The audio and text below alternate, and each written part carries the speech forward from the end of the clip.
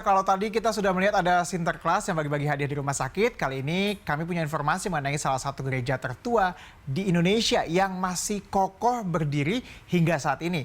Anda penasaran? Berikut kita simak informasi selengkapnya.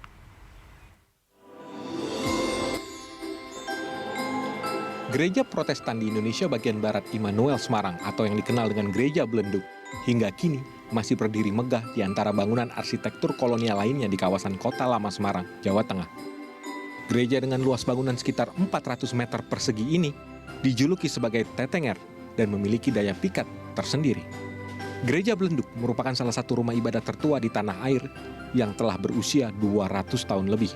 Dia tua ya, kira-kira usianya sekitar 268 tahun ini usia gedung ini. Gereja yang awalnya dibangun pada 1753 ini telah menjadi bangunan cagar budaya.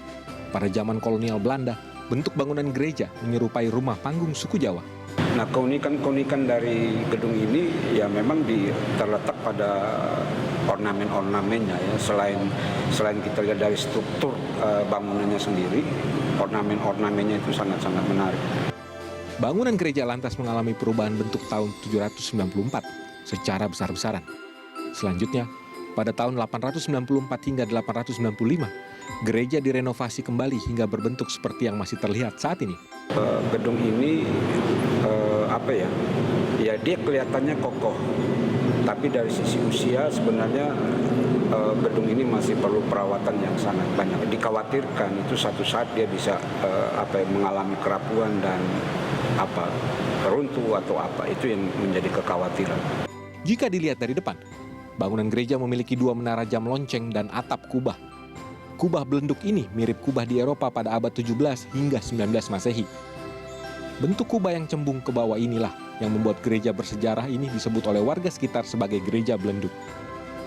Sementara di dalam gereja, terdapat ornamen-ornamen unik dan langka. Di antaranya, mimbar yang posisinya seperti mengambang dari lantai dan alat musik organ pipa dengan bentuk yang indah. Terkait dengan menjelang Natal, ya kita yang perlu dipersiapkan dari kita itu yang pertama dari sisi keamanan, ya keamanan dari perayaan Natal itu. Kemudian dalam kerangka itu kita sudah berkoordinasi dengan kepolisian dan kepolisian akan membangun sebuah posko keamanan di samping gereja. Dalam kondisi normal, gereja mampu menampung sekitar 300 jemaat. Saat perayaan Natal, pengelola bahkan harus menyiapkan tenda-tenda di luar gereja karena banyak jemaat yang datang dari luar Semarang. Rahman Pratama, Semarang, Jawa Tengah.